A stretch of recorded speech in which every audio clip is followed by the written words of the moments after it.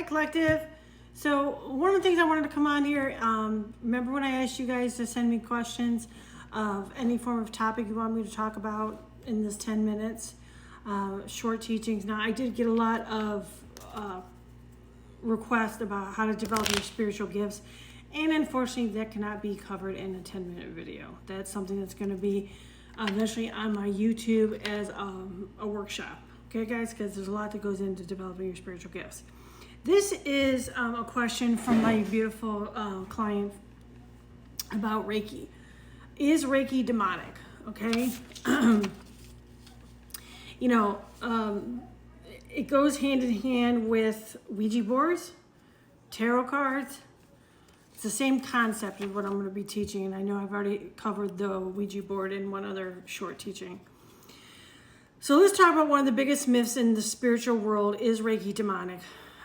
Or is energy healing, does it invite negative energies? I typed this out at work, so I didn't lose my train of thought. Is that the truth, or is this fear-based conditioning? Okay, so one point of view, you can look at it as words create fear. Okay, guys? You can literally create your own demons. So there are actually the fallen demons, but there's also astral parasites, entities, and stuff like that that can be created out of your own thoughts. Okay? A lot of people were raised in the belief system. I come from a very religious background. Okay, so I know this firsthand. A lot of people were raised in belief systems that were anything that's unfamiliar, mystical, or outside of organized religion was labeled as dangerous, evil, and demonic. That doesn't automatically make it true, right? This is called programming. Sometimes it's programming designed to keep people inside one framework. A lot of times it's to keep people controlled and not tapping into their creator being, right? Another point of view is what Reiki actually is. What is Reiki? Okay, guys?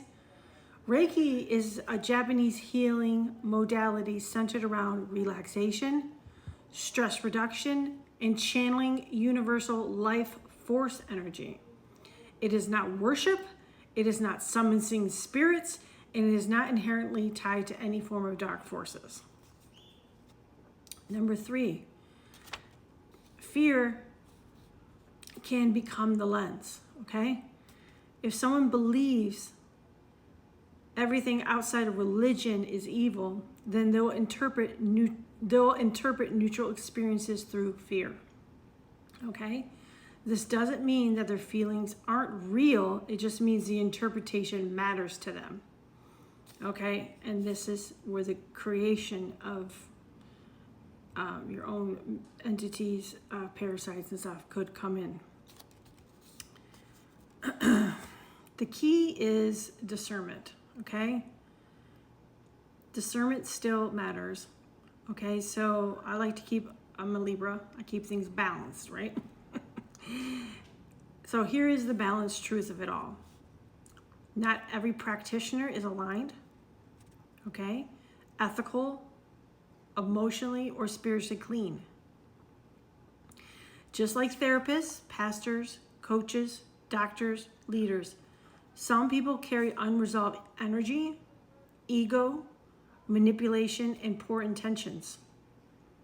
Okay? So yes, spiritual discernment and protection are wise in any of these spaces. Just like the young lady who wrote me, the number one key is intention and protection. Okay? Just remember that. Point 5 I wrote is practical spiritual protection.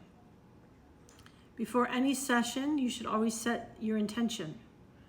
For example, say only energies of love and healing and highest good are welcome. Ground yourself. Pray if that aligns with you. Visualize a white light and trust your body's signals. Okay? Point 6, energy is neutral and intention matters. A knife, think of it this way, okay? A knife can cook dinner or it could cause harm. Electricity can power your home or it could shock you. Energy itself is neutral. Human intention and consciousness shape the experience. And the final truth I wrote down is not everything outside of religion is demonic. Not everything spiritual is safe either. Wisdom lives in the middle, so neither blind fear or blind trust. Just remember that. Don't go in with blind fear or blind trust, no matter who, even with me. Don't just trust what I'm telling you, right? Do your own research. Go inward. Speak spirit, the divine, and ask them to reveal what I've told you, right? To confirm it.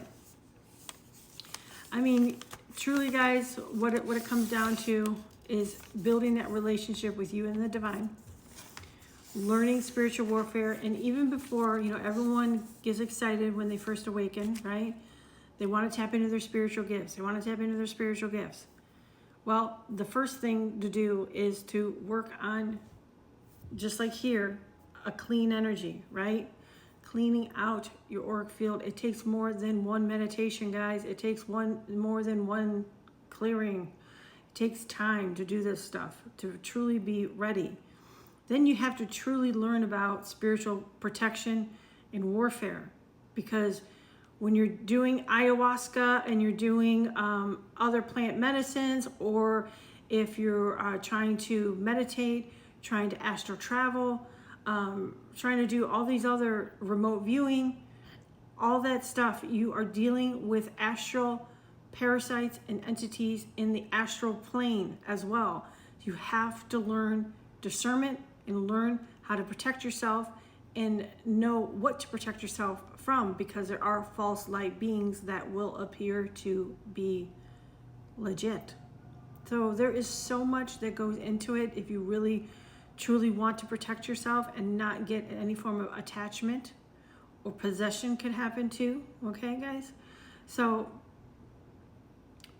the thing is, just be careful. Whoever is reading your cards, whoever you're getting Reiki from, or whoever, if you do decide to play with the Ouija board, it's about intentions, right? All that stuff can be used for good, but at the same time, it also can be used for evil too.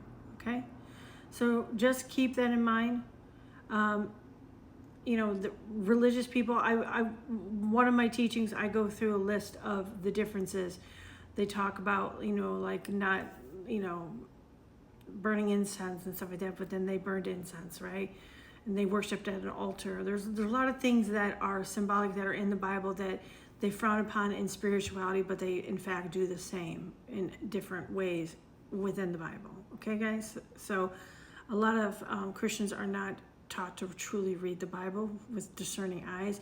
I know when I was in Catholic Church, we were taught only the priests could understand the Bible.